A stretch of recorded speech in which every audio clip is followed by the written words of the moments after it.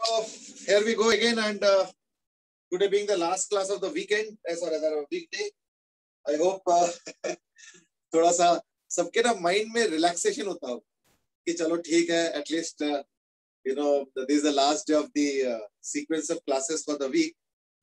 तो थोड़ा सा तो मन में सुकून होता होगा, आई एम श्योर. ठीक है, बट व्हाटएवर इट इज, सुकून हो या ना हो, हम लोगों का तो like journey remains on forever. And therefore, we are going to progress from where we left last class. Well, good morning messages from Parth, Ansh, Harshit, Garv as usual in his Indian style, Pranam, and so on. So that's the status of wishes right now. Okay, chalo. So like because we were in the middle of discussion of the concept of Ampere's law and its applications, we will continue with that. लेकिन मैंने एक homework भी दिया था, याद करके देखो. I hope you have kept a track of the homework as well, and that was वो n-sided figure के h height के ऊपर magnetic field intensity निकाल. So that was something that I had given as homework in the last week. नहीं, last week क्यों, शायद कल ही दिया है ना, कल ही दिया. तो I don't know whether you have tried or not, but I hope that you have tried. तो चलो कोई नहीं, ट्राई करे हो या नहीं करे हो, लेट्स डिस्कस इट नाउ. ठीक है ना? ओके, या एक काम करते हैं, क्योंकि 3D से स्टार्ट करो ना तो बड़ा मेंटली टैक्सिंग हो जाता है, कई बार स्टूडेंट्स को लगता है. तो देखो, let me start at a different point and then will come back to that. Today we're going to talk about something else, and that is we have done magnetic dipole moment. We will review that topic again. Now you might say क्यों? तो देखो, magnetic dipole moment हमने करा था कि जो torque होता है m क्रॉस b, है ना. हमने करा था कि torque is equal to m cross b, और इसके ऊपर कई एग्जांपल्स हमने किया है. m वेक्टर के ऊपर हमने बताया था कि it is perpendicular to plane of coil. ठीक है, and given by right hand thumb, isn't it? That's what we have studied.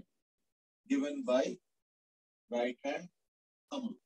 ठीक है, तो वो in the sense of current हम हैंड को ऐसे रोटेट करेंगे, तो जो थंब होगा वो हो जाएगा योर m वेक्टर, यानी magnetic dipole moment vector. So that's what we have done in the last class, or rather class before the break. ठीक है, तो आज हम उस टॉपिक को थोड़ा सा एक बार दोबारा नजर डालेंगे, और वो ये है कि क्या ये टॉर्क, क्योंकि ये जो मैग्नीट्यूड ऑफ मोमेंट होता है, डाइपोल मोमेंट, ये होता है NIA. So N is the number of turns, I is the current, and A is the area of the coil, whatever it is relevant है. ये हमने पढ़ा है. लेकिन एक सवाल इसमें ये भी आता है कि क्या हम एक नॉन कंडक्टिंग सिस्टम में भी मैग्नेटिक डाइपोल मोमेंट प्रोड्यूस कर सकते हैं? Let's see. जैसे सपोज मेरे पास एक रिंग है,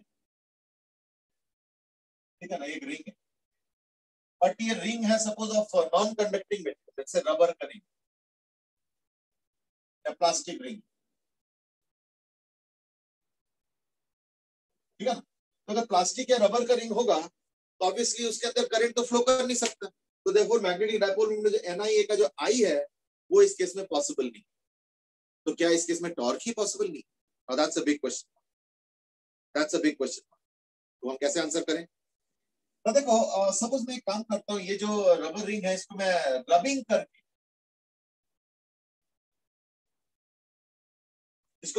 करके चार्ज डाल देता हूँ. कैसे? कुछ सिल्क क्लॉथ वगैरह लेके इसको अच्छे से, या नायलॉन क्लॉथ लेके अच्छे से रबिंग कर लो, तो लेट अस से इसके ऊपर टोटल चार्ज आ गया Q. Now what I do is that this Q, mind you, static charge. This Q is not like that flowing kind of a charge. ये static charge.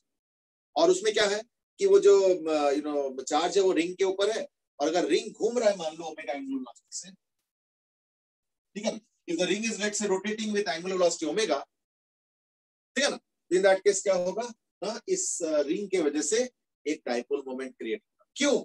क्योंकि एक रोटेटिंग रिंग और जिसके ऊपर स्टैटिक चार्ज है वो तो एक करंट बन गया ना, क्योंकि वो जो चार्ज है वो स्टैटिक तो रहेगा लेकिन ऑन द रिंग रहेगा।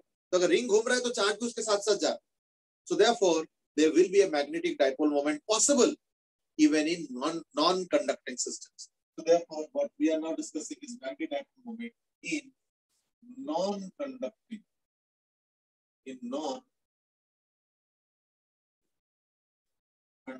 systems. जैसे ये एक रिंग है ना, एक रिंग है तो उसमें नॉन कंडक्टिंग सिस्टम है, इसमें मुझे डाइपोल मोमेंट निकालना है। कैसे करेंगे? अब देखो डाइपोल मोमेंट क्या है, एन आई है, तो एन तो एक ही है, टर्न है, तो टर्न का तो कुछ नहीं, आई क्या होगा? So what will be I in this? इसको आई क्या लिया? What will be the I in this case? Can you answer? जल्दी करो।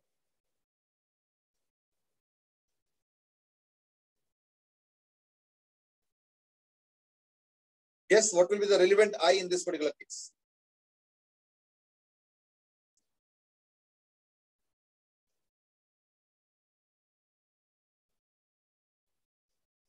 Okay, some answers have started coming up. Saksham has given Q into 2 pi by omega, and Ansh has given Q into omega by 2 pi. Okay, Jasraj says Q omega by 2 pi, Shreyashi Q omega by 2 pi. चलो ठीक, I think that's right. तो यानी हम लोग इसको कैसे visualise करेंगे ना, करंट को विजुलाइज करेंगे as charge by time, and that is equal to charge upon what is time period? 2 pi by omega. यानी Q omega by 2 pi.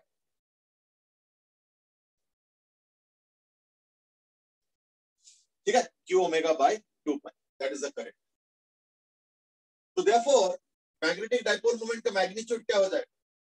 Equal to n तो 1 है, I हो गया, A हो गया पाई आर स्क्वायर, यानी Q omega into pi r square by 2 pi, यानी Q omega r square by. So that will now become effectively the magnetic dipole moment in this case, and that is Q omega r square by 2, ये ring के लिए। अब अगर magnetic field दिया जाएगा तो accordingly फिर वो m क्रॉस b वगैरह ये सब सॉल्व करके निकालो, nothing very impossible, I am just giving you the option of finding. अब वो b के ऊपर है कि लाइक b ऐसे है ना, orientation, so like all those stuff will be seen of course, but this is how we are going to find out this. Krish has said कि करंट तो फील ही नहीं हुआ, ये फ्लो कैसे कर रहे हैं? तो देखो करंट यहाँ पे ना उस तरीके का नहीं है कि एक तार है और तार के अंदर से चार्ज फ्लो है ना। करंट इसलिए इस बार इसलिए है क्योंकि जैसे मान लो इमेजिन करो कि सपोज ये ही ले लो, चलो ये रॉड है, अब मैंने इसको रबिंग कर दिया चारों तरफ से, तो चार्ज आ गया है ना, चार्ज तो आगे, लेकिन चार्ज रेस्ट पे है। अब अगर मैं इस रॉड को आगे ले जाऊंगा तो is in the charge also moving now. This movement is of a little different kind. हम लोग को थिंकिंग का आदि क्या है कि तार पड़ा हुआ है और उसके अंदर अंदर से चार्ज फ्लो हो रहा है, that is what we visualise as current. But देखो ऐसे कोई जरूरी नहीं है, चार्ज फ्लो करना चाहिए, चार्ज चाहे अंदर से फ्लो करे चाहे बाहर के ऊपर, बाहर स्टैटिक रहते हुए ऑब्जेक्ट के साथ फ्लो करे, how does it matter?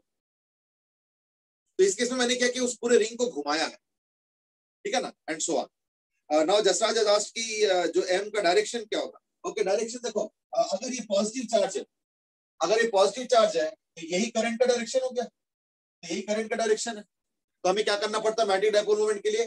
Current के डायरेक्शन में कर्ल और थंब, यानी इस केस में ऐसे। चलो इसको वेक्टर फॉर्म में लिख दो, छोड़ो, यानी ठीक है, ठीक है, टुवर्ड्स द कैमरा, यानी ठीक है। So that will be the direction of magnetic dipole moment vector. Jasraj, I hope you have got the answer. तो ये हो गया magnetic dipole moment vector in this particular case. यानी नॉन कंडक्टिंग सिस्टम में भी मैं किसी ना किसी तरीके से, थोड़ा इनडायरेक्ट तरीका जरूर है, लेकिन मैं किसी ना किसी तरीके से मैग्नेटिक डाइपोल मोमेंट वेक्टर को क्रिएट कर सकता हूं। ठीक है, चलो now let's look at little bit more. I mean ये जो रिंग घूम रहा है तो ऑब्वियसली इसका कुछ मास भी होगा, इसका कुछ ना कुछ एंगुलर मोमेंटम भी होगा। What is the magnitude of the angular momentum now? That is I omega, and that is equal to ring के लिए I क्या होता है? mr square. तो रिंग के लिए I होता है mr square, तो therefore angular momentum क्या होगा? mr square into simple. ठीक, अब एक काम करो, let's find out a quantity, ठीक है ना, called as gyromagnetic ratio.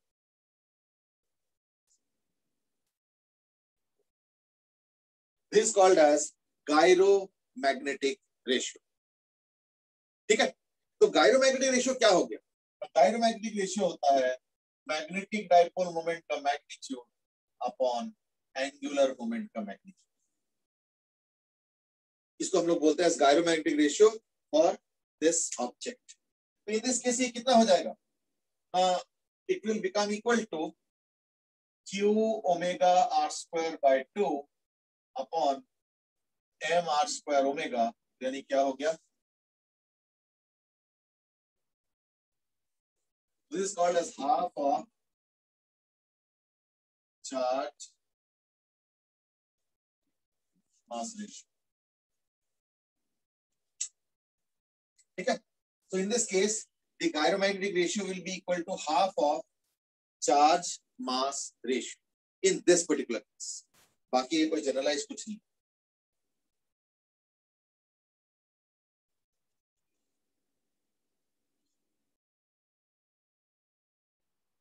I hope that's okay now. हम आगे बढ़े फिर. ये था analysis of gyromagnetic ratio in case of a ring. अब मैं काम करता हूं, सपोज मैं रिंग के जगह जो है, अब थोड़ा सा ऑब्जेक्ट का वो चेंज कर देता हूं. अब मैं रिंग के जगह सपोज लेता हूं एक डिस्क. सपोज मैं रिंग को चेंज कर देता हूं और रिंग के जगह मैं लेता हूं एक डिस्क. तो in that case what will happen? ठीक है, यानी अब मैं रिंग के जगह ले रहा हूं डिस्क.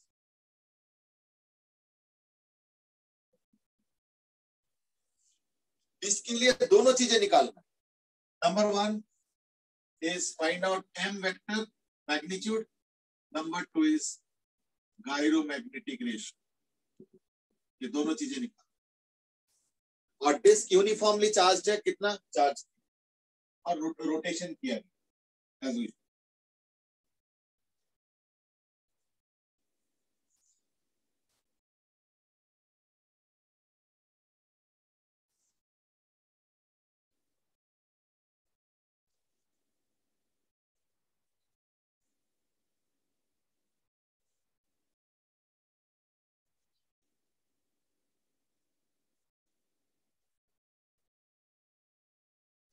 अरिंद सीट की इसका रेशियो सेम आएगा बिल्कुल आएगा, बट फिर मैं चाहता हूं कि वो पूरा कैलकुलेशन करो. एमपी तो है, गायरोमैग्नेटिक रेशियो भी तो कैलकुलेट करना है, तो do that.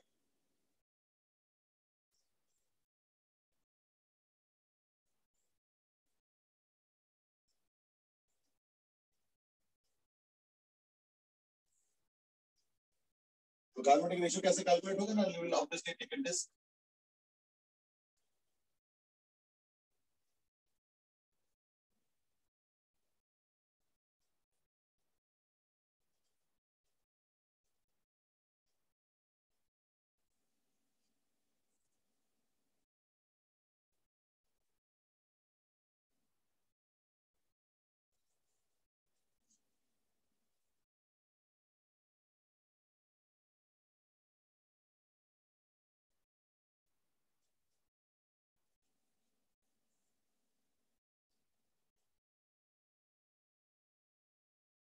Obviously charge q1. So find out the garometric ratio, and first of all find out the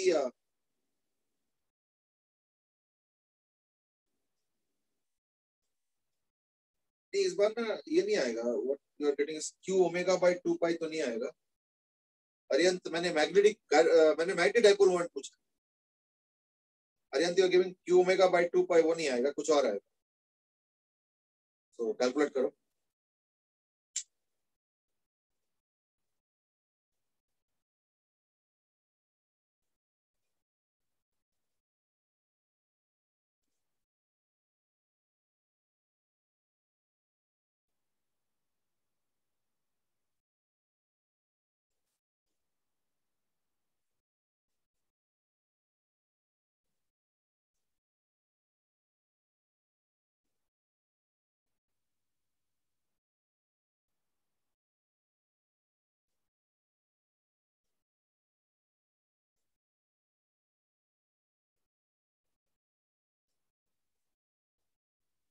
Jasraj sigma के टर्म्स में नहीं दे तो अच्छा रहता है, you could have given in terms of q m. शेयर्स is given q omega r square by 2. नहीं 2 तो नहीं आएगा, खैर इसने 4 भी दिया है ना. जसराज तुम ना, I think Ariyant now has given the right answer for q omega r square by 4. चलो ठीक है, मैं एक काम करता हूँ, इसको सॉल्व करूंगा बाय इंटीग्रेशन. कैसे? मैं ना एक छोटा सा सेक्शन लेता हूँ इसको. So I divide the disk into small rings of radius r and thickness dr. तो इसका क्या होगा? की उस स्फीयर वाले में एरिया ऑफ क्रॉस सेक्शन क्या होगा? बेटा स्फीयर तो बोला ही नहीं मैंने, डिस्क बोला. बोला बात है कि स्फीयर का भी करेंगे, अभी तो हम लोग डिस्क का कर. तो limit yourself to disc only. तो लाइक डिस्क में क्या हो गया ना, q by pi r square is the charge per unit area. लेकिन मुझे इस एरिया का चाहिए, तो ये एरिया कितना होता है? हमने बहुत बार किया हुआ है 2 pi r t. इससे चार्ज आ गया, और हमें पता है कि रिंग का जो डाइपोल मोमेंट होता है that is q omega r square by 2. तो q omega r square by 2 उसका integration 0 to capital. So that is your magnetic dipole moment. बस आई थिंक अब तो इंटीग्रेशन रह गया, तो भी पाई पाई कैंसिल हो गया, तो इक्वल टू टू टू भी कैंसिल हो गया. तो q omega by r square into r cube dr 0 to r, यानी हो गया q omega r square by 4. तो देयरफॉर m का तो वैल्यू आ गया q omega r square by 4. और गायरोमैग्नेटिक रेशियो में क्या होता है? Magnetic dipole moment upon angular moment, यानी q omega r square by 4. और डिस्क का एंगुलर मोमेंटम क्या होता है ना, आई ओमेगा. अब डिस्क का आई क्या होता है? mr स्क्वायर बाय 2, यानी upon mr square by 2 into omega, यानी ये भी interestingly half of charge mass ratio. So the interesting part is that इस बार फिर से देखो, half of charge mass ratio is equal to half of charge mass ratio. देख लो ठीक है, प्लीज अच्छे से देख.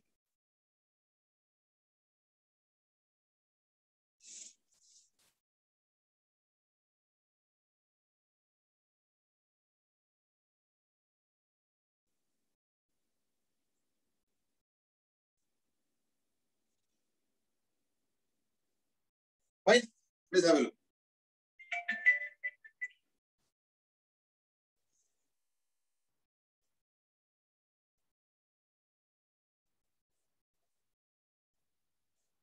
तो कई बार ऐसा लगता होगा शायद कि ये कोई रूल है कि half of charge mass ratio होगा. एक्चुअली तो ऐसे कोई रूल तो खैर नहीं है, but there is a tendency of this happening and there is a certain reason for that. We will explore that later on. अभी एक काम करो, अभी जो है ना, एक काम करो, एक सॉलिड स्फीयर का भी निकालो. This is a solid sphere. इसका भी वही चीज निकालो, m और डायरोमैग्नेटिक रेशियो. ये सॉलिड स्फीयर है, इसका टोटल चार्ज q है और रेडियस r है और ओमेगा से घुमा रहा हूं. ठीक है, टोटल चार्ज q है, सॉलिड स्फीयर,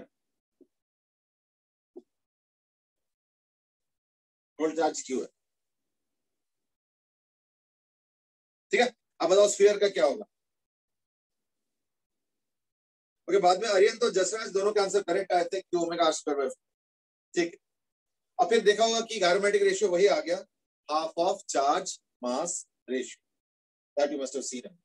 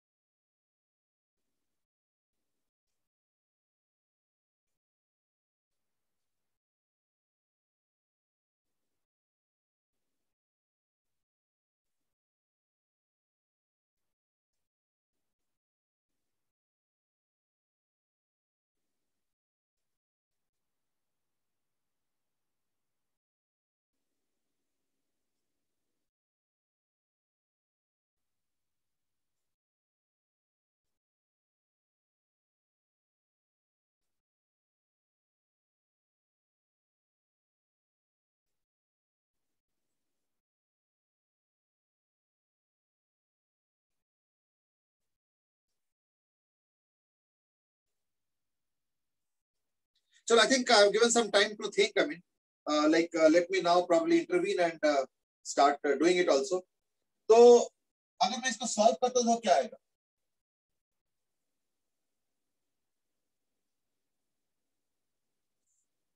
मैं एक काम करता हूँ, मैं y डिस्टेंस दूर, है ना, y डिस्टेंस दूर एक डिस्क लेता हूँ जिसका थिकनेस है मान लो dy। ऑब्वियसली फिर इसका रेडियस तो r है, ये हो जाएगा under root of r square minus y square. अच्छा, डिस्क का क्या होता है? ओके, जसराज इज गिवन कि इस बार आंसर 6/5 आ रहा है। ना ना 6/5 तो नहीं आएगा, वो आएगा तो वही half of charge mass ratio, वो हाफ ही आएगा। बट आई डोंट नो 6/5 किसके लिए। अच्छा, प्रॉब्ली वो मीनिंग टू से 6/5 q omega r square by 2 ऐसे कुछ। चलो एक बार बता देना Jasraj, I am not getting you I mean exactly, तो मे बी जस्ट कम्युनिकेट। चलो ठीक है, मैं समझ गया, लेकिन वो 6/5 नहीं आएगा, you know, you will not get that. चलो एनीवे, डजंट मैटर, अभी बता। तो ये डिस्क है, यानी डिस्क का होता है q omega r square by 2। अब q निकालेंगे पहले, तो कैसे निकलेगा? q by 4/3 pi r cube into इस डिस्क का वॉल्यूम। डिस्क का वॉल्यूम क्या होगा? इसके एरिया, तो एरिया हो गया pi into r square minus y square into dy, है ना। इसका एरिया इंटू इसका थिकनेस dy, तो इसका वॉल्यूम, तो charge per unit volume into volume हो गया q ओमेगा r स्क्वायर मतलब ये, यानी r square minus y square by 4, है ना।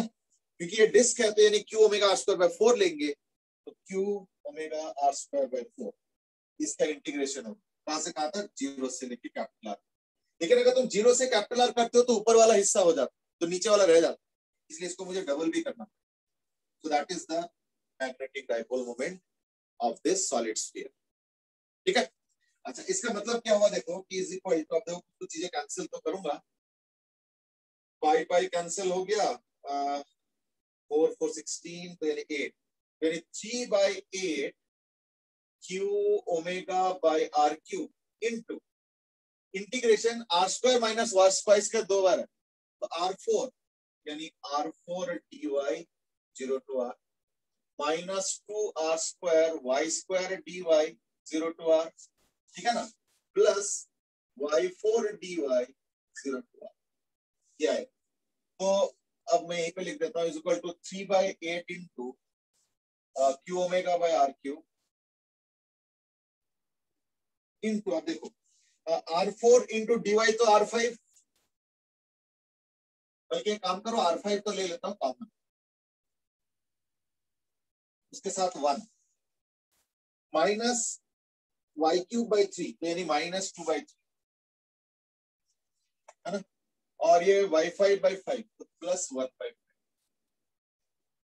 ये आ जाएगा equal to 3/8 q omega r square into, अब ये कितना आएगा?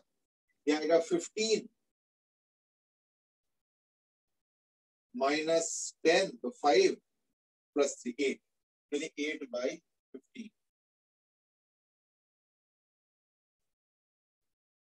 इज इक्वल टू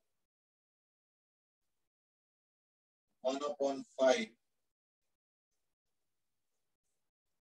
ये आ गया solid sphere. Rishabh, now you got the right answer, बिल्कुल सही, यानी अब करेक्ट आंसर आ गया। Ariyant you also got the correct answer, that is q omega r square by 5, और Rishabh you also got the correct answer, q omega r square, that's right. यानी अब magnetic dipole moment आ गया q omega r square by 5। अब gyromagnetic ratio लिए क्या करेंगे? उसको डिवाइड करेंगे बाय एंगुलर मोमेंटम। अब एंगुलर मोमेंटम i ओमेगा, और सॉलिड स्फीयर का i क्या होता है? 2/5 mr स्क्वायर इनटू ओमेगा, तो that's how angular momentum will come. So therefore this will become q omega r square by 5 upon 2/5 mr square omega, ठीक है ना, is equal to वही आ। So now you might say कि फिर तो ये एक रूल ही है। So now you might say कि फिर तो ये अच्छा, ये तो रूल है, इसका मतलब फिर तो रेशियो निकालने की जरूरत ही क्या, डालते रहो half of charge mass ratio and all. Well, the answer is it is not always going to happen, ये हमेशा नहीं। It's a rule kind of, मैं वो मना नहीं कर रहा हूँ, लेकिन काइंड ऑफ रूल होना और एग्जैक्टली रूल होना दोनों में बहुत जमीन आसमान अंतर है. So therefore, let's not call it as some kind of a rule. It's not a rule, but yes, it seems to be working till now, and there is a reason. We will discover that reason. But in the meanwhile, एक काम करो. अरियंत सेठ कि अगर uniform distribution होगा तो constant होगा. Well अरियंत, अभी इमीडिएटली मैं इस पे कमेंट नहीं कर रहा हूँ. इस पे थोड़े से इश्यूज आ सकते हैं, तो मैं उस पे थोड़ा बाद में कमेंट करूँ. ठीक है ना? तो like I will comment later. It's not just a question of uniform. It's not just a question of uniform. अगर यूनिफॉर्म चार्ज डिस्ट्रीब्यूशन होगा भी ना, तो भी कई बार half of charge mass ratio नहीं आता. ठीक है ना? वो थोड़ा सा प्रिंसिपल अलग है. तो I will come to that, don't worry. अभी जस्ट थोड़ा सा और वो करने दो, और जसराज से इसके नोट करने दो.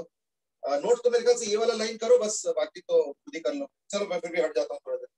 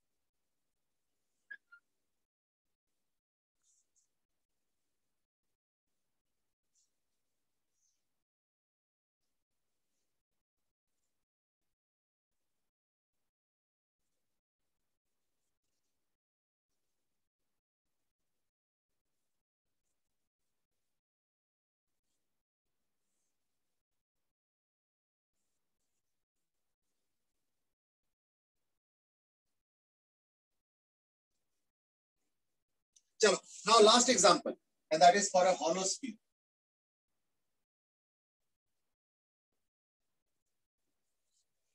सो solve it for a hollow sphere. वैसे अगर half of charge mass ratio का ट्रेंड फॉलो करो, तो इन दैट केस इसको सॉल्व करने की जरूरत नहीं है. एंगुलर मोमेंटम तो मालूम ही है, और m by l is equal to q by 2m होना है, तो उससे भी डायरेक्टली निकाल सकते हो. I am not denying you that opportunity, but फिर भी मेरा सजेशन रहेगा इसको सॉल्व करो. पता है क्यों? क्योंकि कल को हो सकता है कि नॉन यूनिफॉर्म चार्ज डिस्ट्रीब्यूशन दिया जाएगा, इन दैट केस वही इंटीग्रेशन तुमको करना पड़ेगा जो कि यूनिफॉर्म के लिए करना पड़ेगा. थोड़ा सा ट्विक करें, तो देयरफॉर एक आदत बना रहेगा. There is no other reason for that. तो अगर मैं इसको वैसे मान लूं, अगर मैं इसको मान लूं कि हाँ आना ही वाला है चार्ज मास रेशियो का आधा, तो दैट किस क्या होगा? m by l. ये हॉलोस्फीयर है. हॉलोस्फीयर का क्या होता है? 2/3. तो like 2/3 m r square omega is equal to 1/2 charge by mass. Mass तो चल कैंसिल हो गया है ना, 2 कैंसिल हो गया है ना, तो यानी m आ गया q omega r square by 3. दो लाइन में सॉल्व हो गया. You might adopt that rule, but it might be little risky. क्यों? क्योंकि हर केस में ये नहीं होता. तो दैट्स ऑल. ठीक है ना? चलो, तो like now we are looking at the hollow sphere.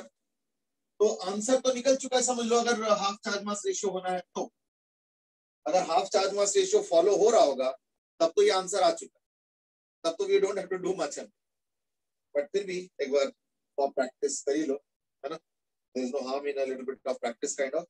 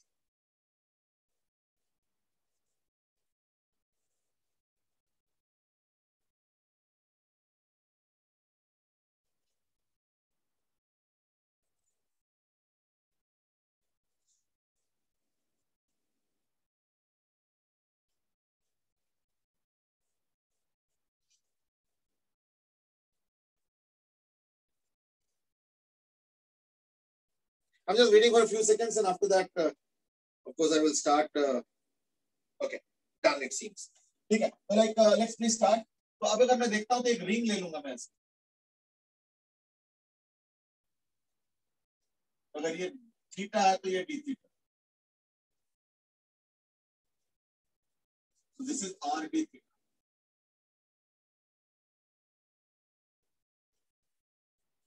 तो ये रिंग है, रिंग का रेडियस क्या है? r sin theta.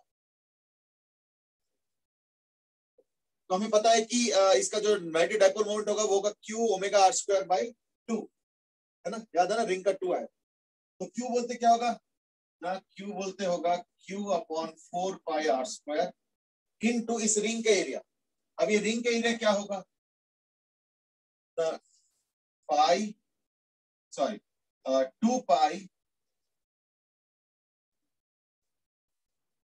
पाई r sin थीटा. ये इस रिंग का लेंथ आ गया, circumference into r d theta. दिया गया चार्ज, चार्ज को यूनिट एरिया इनटू एरिया, तो ये आ गया चार्ज आ गया q ओमेगा r स्क्वायर यानी r sin theta whole square by. इसका इंटीग्रेशन करेंगे. पहली बात तो थीटा को 0 टू पाई बाई 2 करके डबल कर दिया जाए, या तो थीटा को 0 से पाई भी कर सकते हो, इट्स योर चॉइस. तो मेरे ख्याल से पाई बाई 2 करना ज्यादा अच्छा रहेगा, है ना? तो 0 टू पाई बाई 2, लेकिन फिर डबल करना पड़ेगा.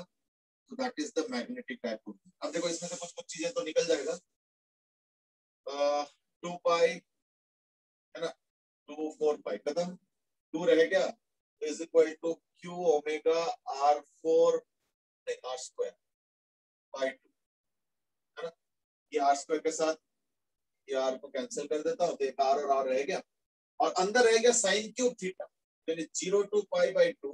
मैं इसको लिखूंगा साइन स्क्वायर थीटा को as 1 minus cos square theta into sine theta d. It make sense, है ना? तो साइन स्क्वायर थीटा ये हो गया 1 माइनस कॉस स्क्वायर थीटा और साइन थीटा डी थीटा रख दिया, तो ये हो जाएगा ये हो गया 1 माइनस जेड स्क्वायर और ये डी जेड, है ना? माइनस डी जेड मतलब, तो is equal to minus of q omega r square by 2 into 1 minus z square into d z. 0 to pi by 2, तो 0 टू पाई बाय 2 मतलब हो गया 1 से लेके 0, क्योंकि मैंने cos थीटा को z ले लिया, मैंने सब्स्टिट्यूशन कर दिया z equal to cos theta. तो इससे 1 टू 0, अगर मैं माइनस को हटा देता हूं यहाँ पे तो वो लिमिट स्वैप हो जाएगा. तो देयरफॉर ये माइनस हटा देता हूं, इसको कर देता हूं 0 टू 1.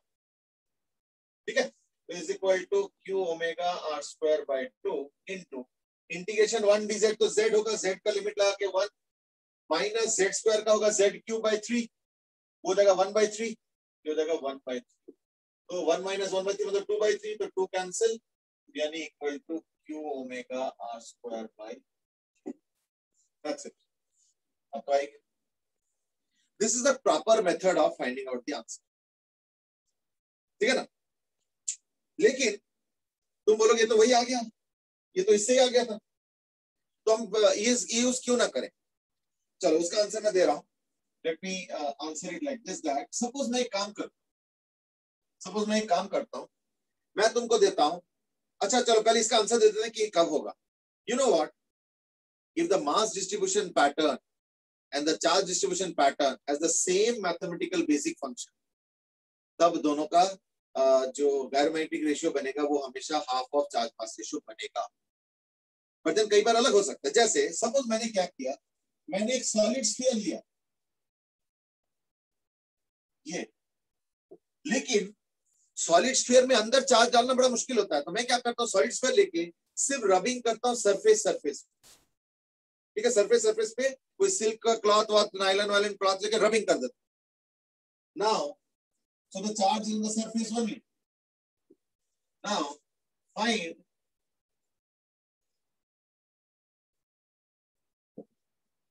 Biometric ratio. चलो गो अहेड करो जरा. ये मैंने हॉलो स्फीयर का कर दिया है, ठीक है ना? तो आंसर आ चुका है, एक बार मिला लो और अगर कुछ पॉसिबल तो देखो. प्रीवियस क्वेश्चन में आर वाई की टर्म्स में इक्वेशन लिख दो.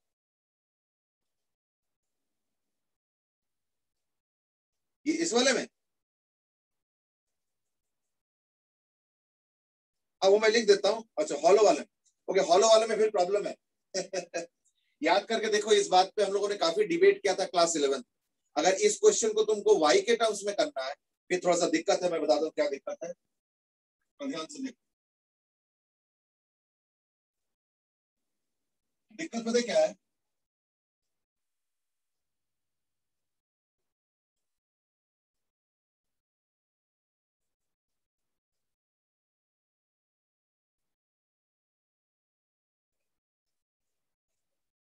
ये तो चलो वाई हो गया, ये डी वाई हो गया, लेकिन हम जब एरिया लेंगे ना तो यहाँ पे ये नहीं होगा। इस पार्ट को अगर बड़ा करके देखोगे तो ये डी वाई है, और तुमको ये लेना, ये डी वाई है ना। इस छोटे से पोर्शन को बड़ा करके देखो तो ये डी वाई है, लेकिन तुमको ये लेना। अब वो कैसे लेना है वो देखो, ये ऐसे होगा, ठीक है। तो अगर ये थीटा है तो ये भी थीटा होगा, और ये टेंजेंशियल है, ये 90 माइनस थीटा, तो यानी ये थीटा होगा, ठीक है ना। तो देयरफॉर तुमको कहीं ना कहीं वो थीटा से कनेक्ट तो करना पड़ेगा, that you have to do. मतलब बात है कि हम उसको रिप्लेस कर देंगे, बट फिर भी तो यानी तुमको सरफेस एरिया में ये लेना पड़ेगा, नॉट दिस। तो ये कितना होगा, है ना, तो ये हो जाएगा डी वाई कोसेक किया जाए। तो देखो अगर तुमको हॉलो वाले का इंटीग्रेशन वाई के टर्म्स में लिखना है तो दैट केस थोड़ा सा चेंज होगा। तो एक्चुअली मैं अभी हॉलो का कर रहा हूँ, ध्यान रखना सब लोग। अगर हॉलो के टर्म्स में करोगे तो दैट केस क्या आएगा, Q by 4 pi r² into ring का रेडियस है 2 पाई r, r हो गया इन this case r² minus y², ठीक है।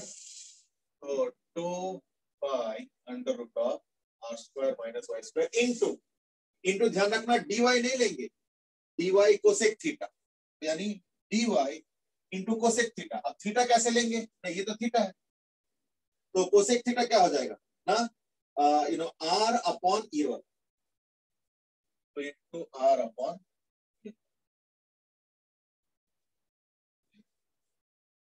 क्या है, ये आया क्या, चार्ज आया, क्यू आ गया, ठीक है। Charge per unit area into area into omega, omega into r² यानी फिर बाई 2, और इसको पहले 0 से r लिमिट करोगे और फिर डबल करो, यानी इंटीग्रेशन, तो डबल तो होगा ही, हमें like 0 to r, that will give you the matrix, ये मेन चीज, ठीक है। एक बार देख लो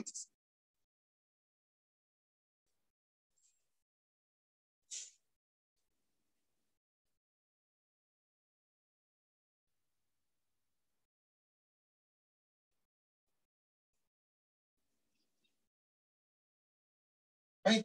तो अब इसको तो ये तो कैंसिल हो गया, तो यानी बचा क्या, 2 पाई, तो ये कैंसिल हो गया हाफ, है ना, यानी इक्वल टू क्यू ओमेगा,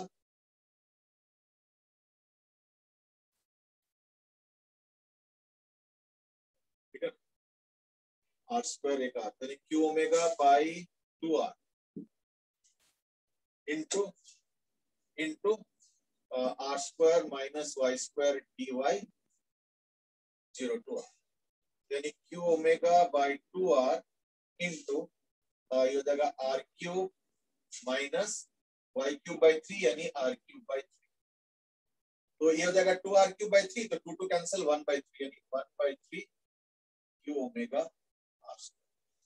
अगर इस इंटीग्रेशन को अगर अगर तुम थीटा के टर्म्स में नहीं करना चाहोगे, ठीक है ना, तो थीटा के टर्म्स में अगर नहीं करना चाहोगे तो इन दैट केस वाई के टर्म्स में अगर करोगी तो यहाँ पे ये वाला जो चीज है ये थोड़ा ध्यान, ये ध्यान रखो कि हम फिर dy से नहीं कर पाएंगे, dy को सकते। और मुझे लगता है आर्यन, हो सकता है, आई don't no, I am just guessing, I mean हो सकता है कि तुम्हारा आंसर गलत शायद इसलिए आया होगा, शायद देखो मैं गेस कर रहा हूँ कि हो सकता है तुमने इसको dy लिया, इसका रिंग का जो area, may I don't, just guessing. Okay हाँ, वो मुझे भी लग ही रहा था, ये इसमें यही मिस्टेक होता है, अगर वाई से करते हो ना तो ये मिस्टेक होता है, तो लाइक इसको थोड़ा सा ध्यान दो। ठीक है, this is a common mistake है। बट इसके ऊपर अगर याद करके देखो, हमने ना क्लास 11th में शायद डिस्कस किया जब हमने हॉलोस्फीयर का सरफेस एरिया डिस्कस किया हो, इंटीग्रेशन एकदम शुरू में, that was like a long back, तो पुराने वीडियोस ही देख सकते ठीक है ना। चल, तो that was about your this thing, hollow sphere का अगर y के टर्म्स में करना है तो। अच्छा, अभी लास्ट चीज है, ये सॉलिड स्फीयर है, ठीक है ना, या तो ये सॉलिड स्फीयर, लेकिन हम इसको हॉलोस्फीयर की तरह ट्रीट करेंगे इस पर्टिकुलर क्वेश्चन। लेकिन क्यों? क्योंकि क्योंकि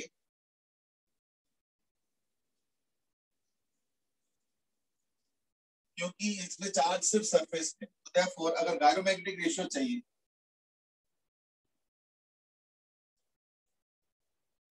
तो क्या करेंगे ना, magnetic moment of a hollow, तो हॉलो का होता है q omega r square by 3, और एंगुलर मोमेंटम होगा solid 2/5 m r square omega, यानी 5/6। यानी तुम खुद ही देख रहे हो कि इसमें तो half of charge mass ratio नहीं है। अच्छा, नाउ आंसरिंग अरियंस क्वेश्चन, देखो इसमें भी यूनिफॉर्म है, इसमें भी देखो यूनिफॉर्म चार्ज डिस्ट्रीब्यूशन है, यूनिफॉर्म मास डिस्ट्रीब्यूशन, लेकिन आंसर चार्ज मास रेशियो का आधा नहीं है। यानी what is the theme then, कि चार्ज मास रेशियो का आधा कब आएगा, जब मास डिस्ट्रीब्यूशन का मैथमेटिकल पैटर्न और चार्ज डिस्ट्रीब्यूशन का मैथमेटिकल पैटर्न सेम होगा, तो इन दैट केस क्या होगा, half of charge mass ratio आएगा, अदरवाइज नहीं आएगा। ठीक है ना। चलो, अदरवाइज नहीं आएगा तो नहीं कहना चाहिए, बट अदरवाइज नहीं भी आ सकता, ठीक है ना, क्योंकि कई बार हो सकता है कोइंसिडेंटली आ जाए, वो अलग बात है, but otherwise half of charge mass ratio आना कोई मैंडेटरी, ठीक है ना। चलो, now I would like to give you a question, अभी जैसे इस केस में तो 5/6 आया, ऐसे में एक और क्वेश्चन देना चाहूंगा, दैट इज, सपोज मैं क्या करता हूं, मैं एक डिस्क लेता हूं, मैं एक डिस्क लेता हूं,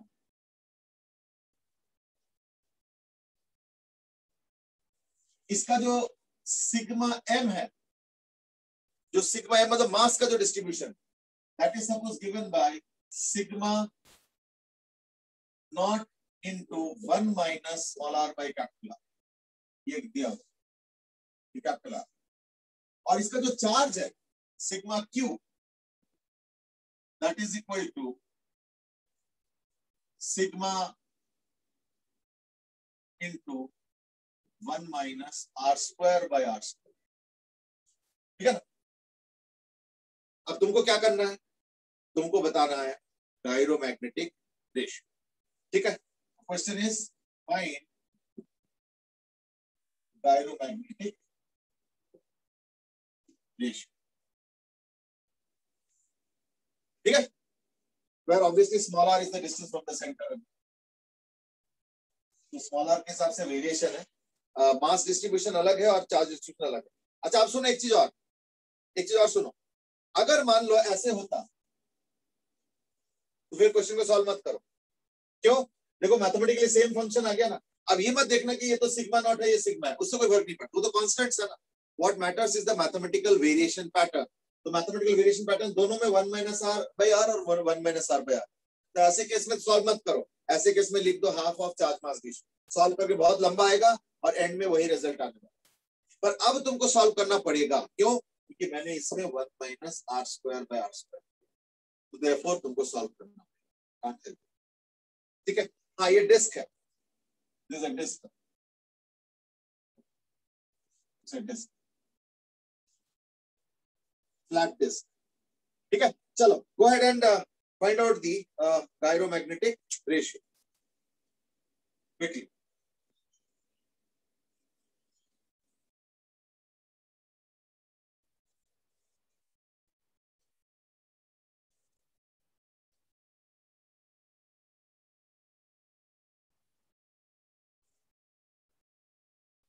ठीक है ना, तो ये थोड़ा ध्यान रखना इस दैट, जैसे मैं देख रहा हूँ कि सक्षम और श्रेयसी दोनों ने आंसर दे दिए 5/6, वो जरूरी नहीं है,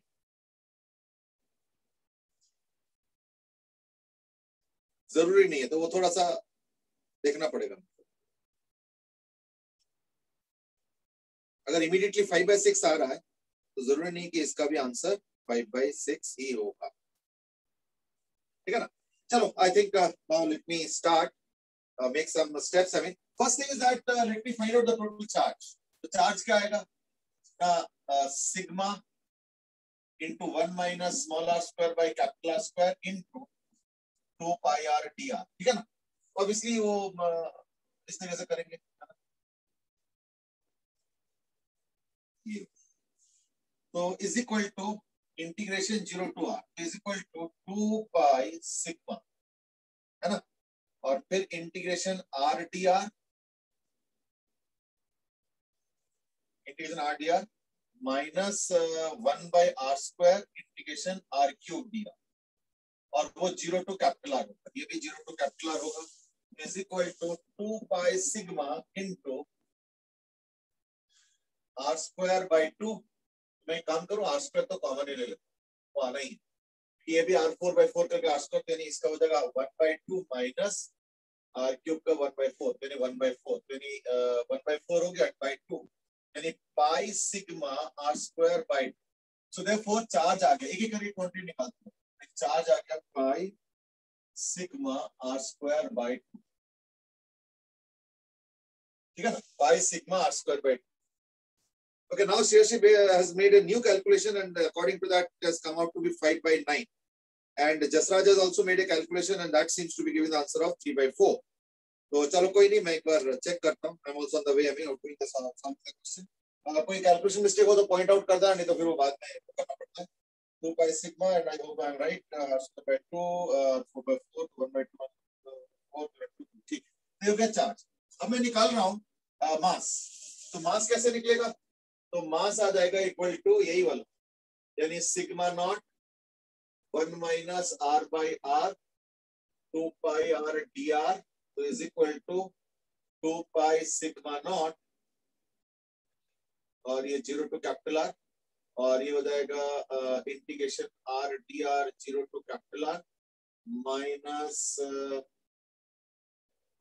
1 बाई r, है ना, r square dr 0 to r, तो ये आ जाएगा r स्क्वायर बाय 2, यानी 2 pi sigma not into r square common ले लो, तो 1/2 माइनस r क्यूब बाय 3 करके 1/3, यानी 1/6, तो 1/6 हो गया, और 2 है तो 1/3, यानी 1/3 पाई सिग्मा नॉट r स्क्वायर। तो मास भी आ गया, तो मास आ गया 1/3 पाई सिग्मा नॉट r स्क्वायर। अभी फिलहाल मैंने चार्ज और मास तो निकाल, चार्ज आ गया पाई सिग्मा r स्क्वायर बाय 2 और मास आ गया 1/3 पाई सिग्मा नॉट r स्क्वायर, ये आ गया। पर अभी क्वेश्चन सॉल्व नहीं हुआ है। अब मुझे निकालना मैग्नेटिक डाइपोल मोमेंट। तो मैग्नेटिक डाइपोल मोमेंट का क्या होगा ना, रिंग का तो q omega r square by 2, तो q तो यही है ना, अभी कैलकुलेशन जो किया था इसी में और भी ऐड कर देते हैं वैसे तो बाद में, चलो कोई नहीं। Sigma into 1 minus r square bye r square into 2 pi r dr, ये हो गया q into omega into r square by 2, तो बाय 2 में वो 2 कैंसिल हो जाएगा, और 0 टू कैपिटल R, ये magnetic dipole moment is equal to 2 cancel हो गया, तो पाई सिग्मा r क्यूब, तो यानी integration r cube dr 0 to capital R, ठीक है ना, एक r स्क्वायर भी तो है।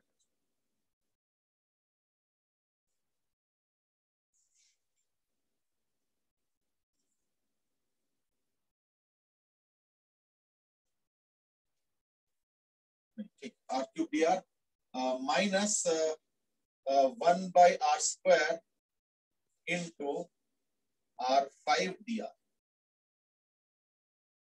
0 टू r, ठीक है ना। तो इसमें भी हो जाएगा पाई सिग्मा, और वो 1 बाई r स्क्वायर, यानी r4 तो आना ही है, तो r4 कर देता हूँ, ये हो जाएगा r4/4, यानी 1/4 माइनस r6/6, लेकिन वो 1/6 ही होगा, तो 1/4 माइनस 1/6, ठीक है ना, तो 1/4 माइनस 1/6, तो यानी इक्वल टू 12, तो यानी 3 - 2 1/12, यानी हो गया पाई सिग्मा R4 बाई 12, एक ओमेगा भी आएगा ऑफ कोर्स। तो pi sigma R4 omega by 12। अब देखो चार्ज तो है पाई सिग्मा R² बाई 2, यानी ये हो जाएगा equal to 1/6 Q omega R²। ठीक है ना। तो अब आ गया डाइपोल मोमेंट।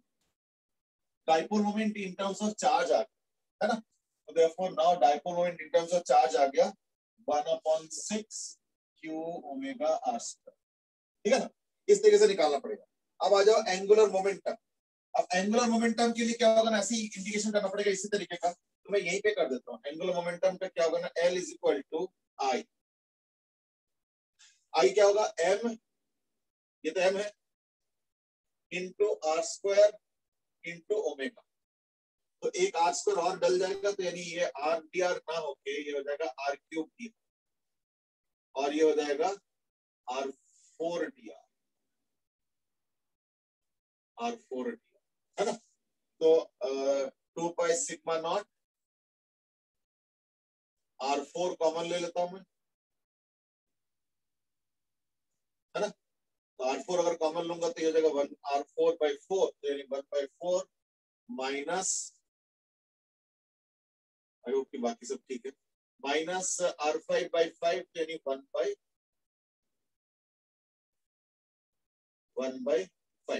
तो ये आ जाएगा 1/20, तो यानी 1/10, 1/10, 1/10 पाई सिग्मा नॉट R²। R² तो नहीं आएगा, R4 है, इंटू ओमेगा।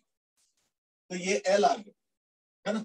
अब L का मतलब क्या आ गया फिर, है ना। तो ये तो 1/3 है, तो 1/3 तो है नहीं, यानी हो जाएगा 3/10 m/² ओमेगा, यानी is equal to 3/10 m/² omega. अब जाके सॉल्व, ठीक है ना। अब आ गया सब कुछ। तो अब हम जो है इसको यूज करके फाइनली निकालेंगे गायरोमैग्नेटिक रेशियो। यानी अब आएगा gyromagnetic ratio is equal to m/L। तो m हो गया ये वाला 1/6 Q ओमेगा R², और ये हो जाएगा 3/10 m/²। ठीक है, यानी आ गया इक्वल टू 5/9, 5/9। वो x पूछा था ये वाला, तो x आ गया 5/9, तो therefore x इक्वल टू 5/9। ठीक है। लेटर ऑन आई थिंक कुछ लोगों ने करेक्ट आंसर कर दिए, that's good. Shreyasi you have got the right answer. चलो एक ही करेक्ट आंसर आया, ठीक है, एक ही करेक्ट आंसर आया। आर्यन तुम लोग भी अपना, जसराज तुम लोग भी अपना कैलकुलेशन वगैरह चेक कर लेना, ठीक है ना। तो आंसर आ गया इन दिस केस 5/9। देख लो,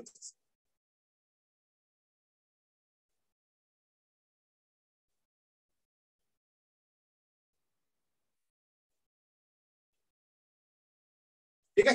चलो, so that was about detail discussion on magnetic moment created on या created in non conducting systems. और उसके अंदर हम लोगों ने एक नया क्वांटिटी इंट्रोड्यूस किया, that is called as gyromagnetic ratio, ठीक है ना। So that was all about your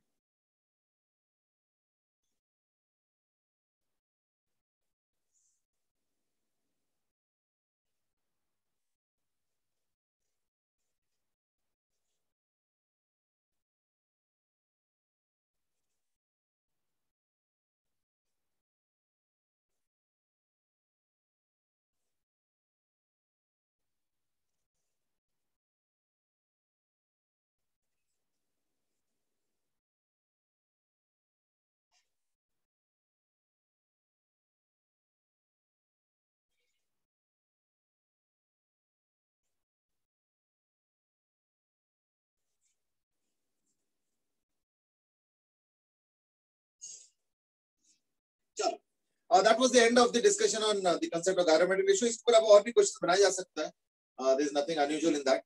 What I do now is that थोड़ा सा टाइम बचता है, तो like we will go back to our discussion on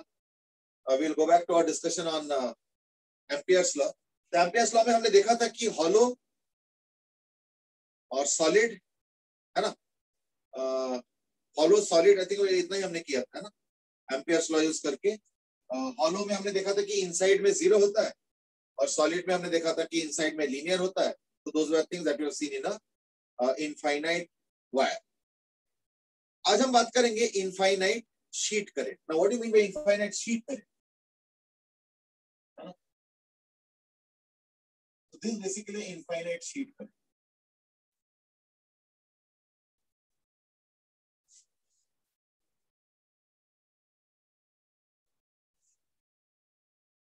Now this is infinite sheet current जो कि इंफिनिटी तक है और मान लो करंट इधर जा, यानी अगर यहाँ पे देखोगे ना करंट तो डॉट,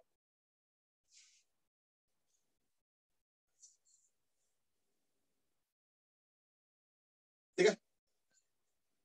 अब इसको मैं चाहता हूं कि मैं बायोट सावर्ट लॉ से करूंगा, तो I am defining something called as G या के लेट्स। तो व्हाट इज के रियली?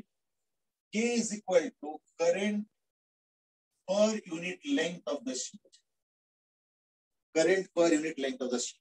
तो मैं एक काम करता हूं, इस शीट के यहां से जो व्यू होता है ना, फॉरवर्ड फ्रंट व्यू, वो ड्रॉप, यहां वाला व्यू इधर से देख, तो क्या होगा, ये शीट ऐसे हो जाए। तो मैं एक वाई एक्सिस ड्रॉ कर लेता हूं। Let's say at some distance r ये शीट करंट है, तो sheet current can be imagined as what, a very large number of sheet current can be imagined as a very large number of infinite wires put together. तो therefore वो एक पूरा sheet का look आ रहा है उसको, ठीक है ना, एक पूरा शीट का लुक आ रहा है। तो मैं काम करता हूँ, यहाँ से x डिस्टेंस दूर एक छोटा सा सेक्शन लेता हूँ which has a thickness of let's say dx। क्योंकि current per unit length k है, तो therefore यहाँ का जो करंट है वो क्या होगा, k dx, है ना। so the current here will be k into dx। और इस करंट के वजह से यहाँ पे मैग्नेटिक फील्ड होगा, ये ऐसे कर, यानी ऐसे परपेंडिकुलर। तो मैं कोई थीटा वीटा ले लेता हूँ, तो लेट्स से ये थीटा है, तो ऑब्वियसली 90 माइनस थीटा होगा, तो ये भी थीटा होगा, ये, है ना। तो लाइक ये हो जाएगा, दिस इज सपोज dB, तो थीटा 90 माइनस थीटा, थीटा, तो this will be dB sin theta and this will become dB cos theta. और मैं जानबूझ के सिमेट्रिकली उतना ही एक्स डिस्टेंस दूर एक और ले लेता हूं यहाँ, तो वो भी सपोज एक्स डिस्टेंस दूर है, वो भी dx थिकनेस के है, तो like it will be like this. तो उसका लेकिन मैग्नेटिक फील्ड का होगा ऐसे डायरेक्शन, तो ये dB हो, ठीक है। अगर ध्यान से देखो, तो अगर ये थीटा है तो ये भी थीटा, ये 90 माइनस थीटा, है ना, तो ये 90 है तो ये थीटा हो। अगर ये थीटा है तो dB का ये वाला कंपोनेंट क्या होगा, dB cos थीटा, और ये हो जाएगा dB sin थीटा, फिर से यानी क्या होगा, ये ट्वाइस dB sin थीटा। यानी एक चीज समझो कि ऊपर नीचे के कंपोनेंट्स एग्जैक्टली कैंसिल हो गए, दिस इज इंपॉर्टेंट। तो ऊपर नीचे के कंपोनेंट देखो, dB cos theta, dB cos theta, इस वाले वायर के वजह से ये वाला मैग्नेटिक फील्ड, इस वाले वायर के वजह से वो वाला मैग्नेटिक फील्ड, और इसका ऊपर का कंपोनेंट इसका नीचे का कंपोनेंट दोनों आपस में कैंसिल हो गया। No component of magnetic field is there perpendicular to the sheet. By the way, sheet का ओरिएंटेशन ध्यान रखना ऐसे, this is orientation of the sheet, ये शीट ऐसे इनफाइनाइट शीट। तो शीट का ओरिएंटेशन बेसिकली इस बोर्ड प्लेन के परपेंडिकुलर, और करंट ऐसे ऐसे करके बोर्ड के परपेंडिकुलर आता है। That's the assumption that I am made. Infinite sheet है तो कोई दिक्कत नहीं। तो यानी अब मैं काम करता हूँ, dB निकालता हूँ। पहले dB कैसे आएगा, dB sin थीटा का इंटीग्रेशन करना है ना, करते हैं। तो जो नेट मैग्नेटिक फील्ड होगा वो होगा 2 टाइम्स, अब dB क्या है, म्यू नॉट I, I मतलब k dx bye 2 pi r, r मतलब ये r, तो ये हो गया, which is what, r square plus x square का अंडर रूट, यानी under root of r square plus x square into sin theta. sin theta क्या होगा, r upon under root x square plus r by, देखो अब क्या होगा, x का value कहां से कहां लोगे, जीरो से लेके पूरा इंफिनिटी तक जाए, that will be the magnetic, यानी कितना आ रहा है, 2 पाई तो कैंसिल हो गया है ना, is equal to mu naught K are by pi integration 0 to infinity और dx by r square plus x, है ना। तो dx by r square plus a square क्या होगा, इसका इंटीग्रेशन। तो अगर तुम सब्स्टिट्यूट करते हो तो x equal to r tan theta, है ना। इस तरह से अगर कुछ करते हो तो dx x पर थीटा, ये भी x पर थीटा खत्म हो जाएगा, है ना। तो यानी क्या बचेगा, d थीटा बचेगा। तो 0 to infinity d थीटा का क्या होगा, पाई बाई 2, है ना, isn't it? और एक r रह जाएगा, यानी is equal to mu naught K are by pi, एक देखना r रह जाएगा क्योंकि ये होगा r स्क्वायर, यानी इनटू 1 अपॉन r, ये r कॉमन आ जाएगा, इनटू पाई बाई 2, यानी आ जाएगा म्यू नॉट के बाई। इसका इंटीग्रेशन वो tan इनवर्स वाला भी है, तो दोनों तरीके से कर सकते हो, 0 to infinity तो यानी पाई बाई 2 और पाई बाई 2 और एक 1 by r एक एक्स्ट्रा यहाँ पे आएगा, तो वो r r कैंसिल कर देगा, यानी म्यू नॉट के बाई 2, यानी we are seeing a very uncanny similarity.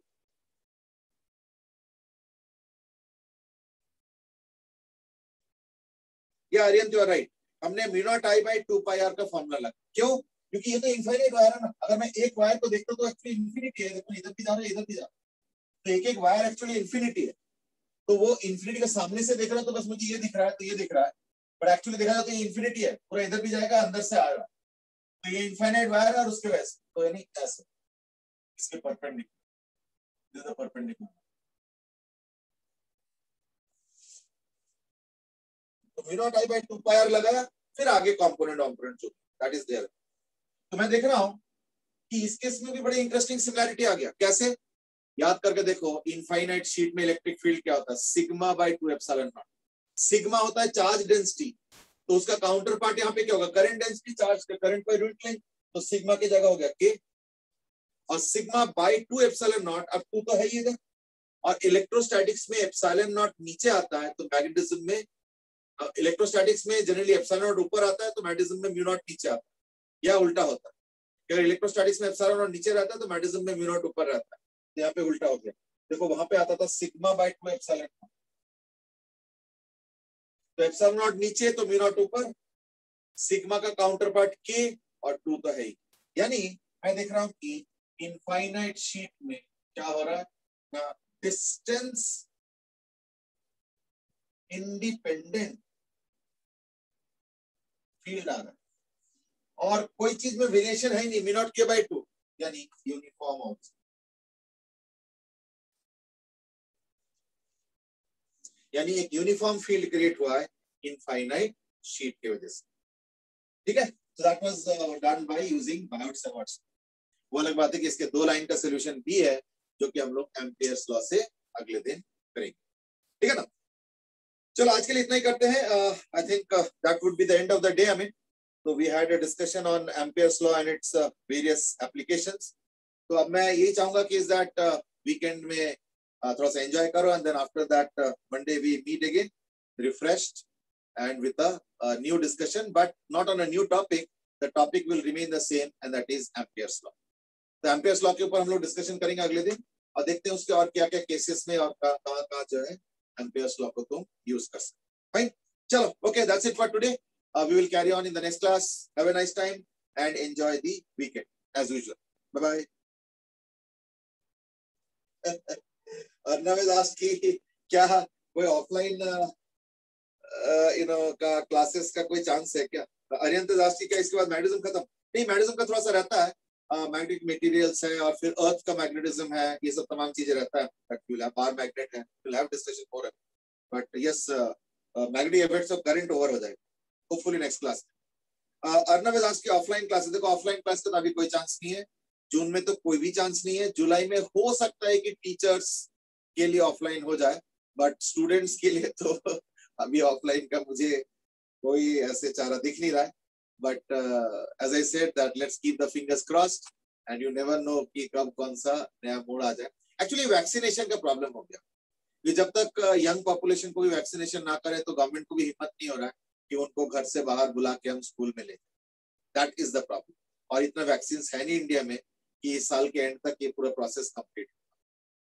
So it's all got stuck up a little bit. So let's hope that we are able to resolve it as a country as fast as possible. But then we can only hope. That's the best we can do. ठीक है ना? चलो, okay. आज के लिए इतना ही.